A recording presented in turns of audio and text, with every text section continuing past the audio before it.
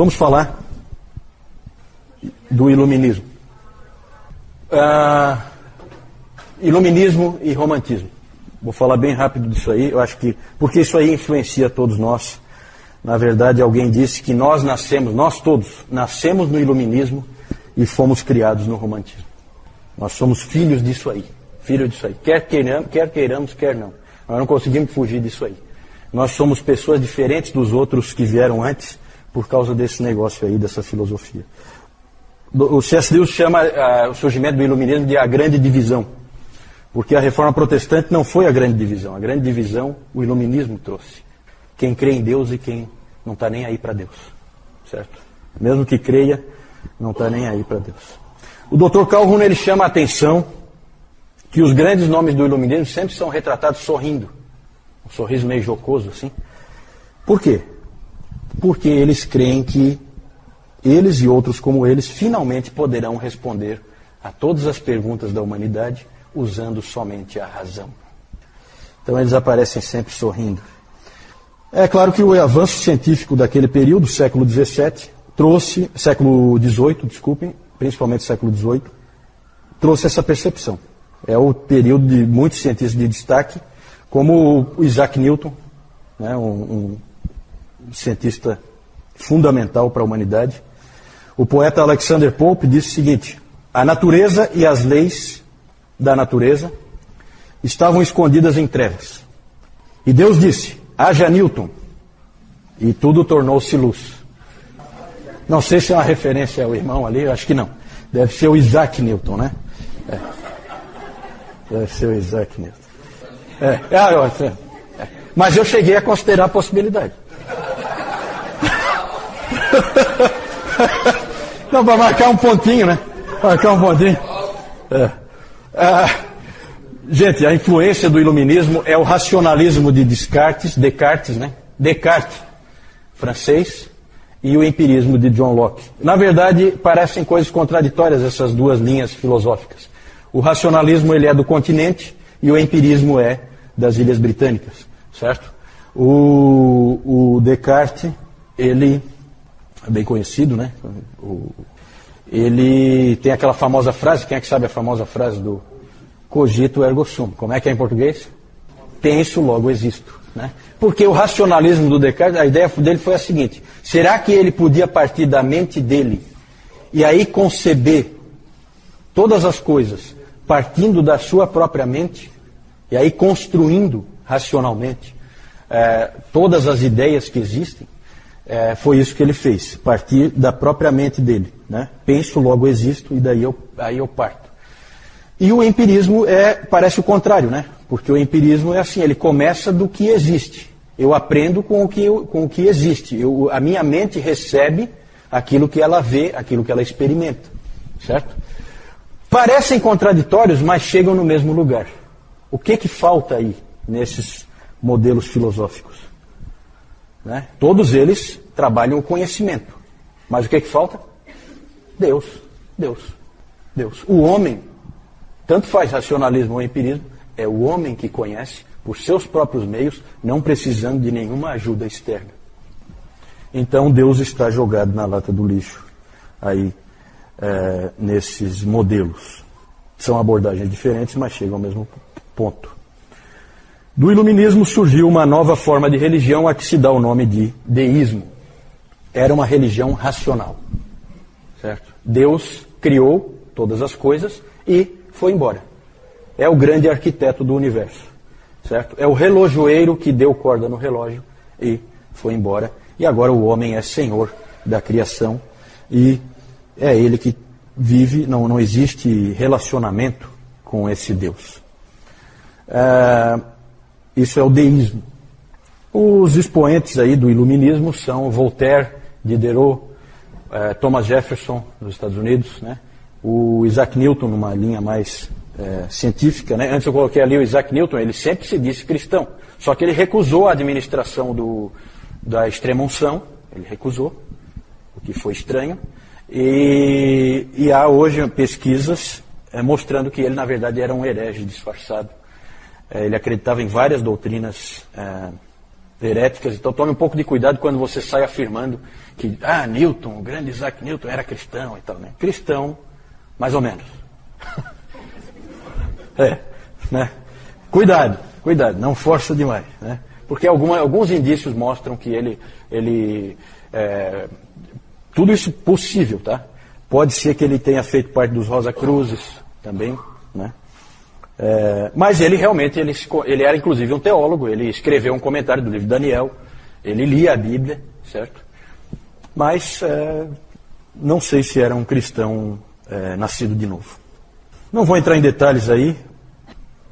Junto com o iluminismo, veio um irmão rebelde, o romantismo. O romantismo, ele começou, se acha, né, que começou quando Jean-Jacques Rousseau, ele estava numa ilha, diante de um lago, e de repente ele sentiu que ele era um com a natureza. Alguém disse que o romantismo é sinto, logo existo. Certo? É um contraponto, é o sentimento, né? Então, no século XVIII, os filósofos fazem uma separação entre mente e coração. Separação que não existia antes. Hoje todos nós temos separado a nossa mente do nosso coração. Certo? Porque nós fomos, como aquele sujeito disse, nós nascemos no iluminismo e fomos criados no romantismo. Certo? Nós somos filhos disso. Então, só o Evangelho pode unir de novo a mente e o coração. O iluminismo sempre trabalha a mente e a razão e acaba caindo no deísmo. E o romantismo aponta sempre para o coração, para as emoções e acaba caindo no panteísmo. É para onde ele vai, panteísmo. Tudo é Deus, todos nós somos Deus. O que nós sentimos é o mais importante. Para o romantismo, o grande intérprete do mundo não é o teólogo nem o filósofo. O grande intérprete do mundo é o artista. O artista que faz você sentir. Quando você sente, você entende a verdade. Certo? Por isso que nós hoje somos tão influenciados pelos artistas. Os artistas dizem o que nós vestimos, algum estilista homossexual diz o que nós vestimos, os atores de Hollywood e da Globo dizem como que nós vamos nos comportar, como que nós vamos viver. As opiniões deles são importantíssimas. Nós somos controlados pelo romantismo. E no iluminismo, nós ignoramos Deus diante dos problemas. Qual foi a última vez em que houve um problema lá na sua empresa e as pessoas se uniram para orar porque o problema tinha aparecido? Nunca. Certo? Nunca. Isso é inconcebível antes do iluminismo. Certo? Não existe. Deus está por trás de tudo. No iluminismo, não. O homem resolve tudo. Nós vamos dar um jeito. Me dê um tempo aí que eu vou dar um jeito. O homem é independente. A sua mente funciona independentemente. Na religião, a principal influência romântica veio do Friedrich Schleiermacher e a sua religião interior. Ele era um pastor, ele começou a dizer que o nosso entendimento de Deus no Evangelho não vem do pensamento de nossas mentes ou da revelação, lendo na Bíblia, mas vem do nosso sentimento interior de absoluta dependência, na medida em que nos encontramos totalmente dependentes de Deus. A teologia passa a ser mais subjetiva, é o que eu sinto. Eu sinto que isso aqui é verdade. Não importa o que a Bíblia diz, é o que eu sinto. Todas as igrejas sofrem com isso hoje, né? Antes se procurava minar a autoridade da Bíblia. Hoje não precisa mais. Porque se o indivíduo não sentir que aquilo ali é verdade para ele, então não é. Né? O individualismo fica fortíssimo. Porque eu sou... tem aquela famosa frase do Ralph Waldo Emerson. Né? Não sei se é alguma referência ao nosso irmão ali. Né? Mas esse Emerson é o pai do transcendentalismo. E ele dizia aquela famosa frase. Obedeça a você mesmo. Certo? É isso que todo homem moderno, contemporâneo, faz. Ele obedece a si mesmo. Certo? Ele faz o que ele tem vontade. Né? Imagine o problema que isso é para o cristianismo. Certo? Mas isso é romantismo. O que eu senti no coração é isso que eu vou fazer. Na verdade, a teologia, então, passa a ser mais objetiva. Não é mais assim diz o Senhor, ou a Bíblia diz isso. Passou a ser mais do tipo, eu penso, eu sinto, eu creio. Então, esse é o tipo de homem com o qual nós temos que lidar, tanto nos outros como em nós mesmos. Né? Homem que não pensa em Deus num primeiro momento, pensa sempre em resolver o problema ele mesmo, confia muito na sua capacidade e na capacidade dos outros, e faz o que quer, faz o que sente, e vive como sente que deve viver. Né? Esse é o homem moderno. Não foi sempre assim. Os homens que viveram antes dessas filosofias aí eram homens e mulheres diferentes. Né? Hoje em dia a gente vê a dificuldade que é para você ter as igrejas seguindo a palavra de Deus. Né? Por quê? Porque é racional. Né? É racional. O que diz ali é para você fazer. Ah, não, mas eu sinto assim, eu sinto assado. Né? Quantas vezes o Nilton tem que vir aqui falar de questões do casal, do marido ter que assumir a liderança da família, numa família puritana? Isso é garantido, eles não são iluministas, e nem românticos. Né? A mulher ser submissa numa família puritana, está garantido, não são iluministas, não são românticos. Certo? É outro tipo de pessoa. Isso vai acontecer naturalmente. Hoje é difícil. Hoje você pega um livro cristão que fala, por exemplo, sobre o casamento, e aí vem ali dicas de como que o casal deve se relacionar. E aí você vai ver, maridos, elogiem sempre as suas esposas, nunca critiquem. Como diz a Bíblia, né?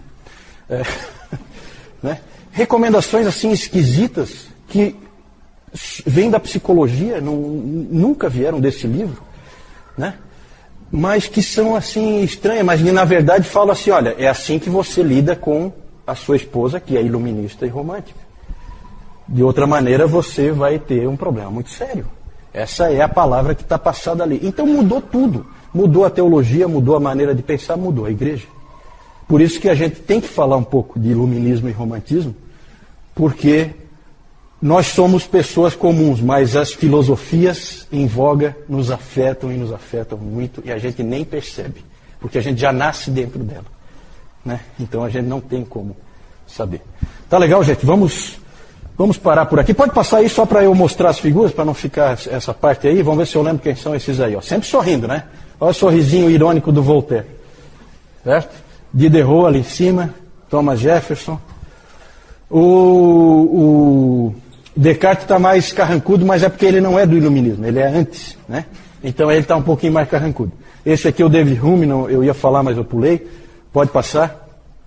Lá, quem é aquele lá? Isaac Newton, né?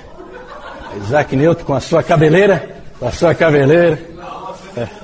Há uma semelhança, né? Tirando o cabelo, tirando a franja, tá? Né? John Locke, aqui embaixo. Esse aqui é o Schleiermacher. Tá meio doentinho, né? Já tá com o pé na cova, coitado. Esse aqui é o Rousseau.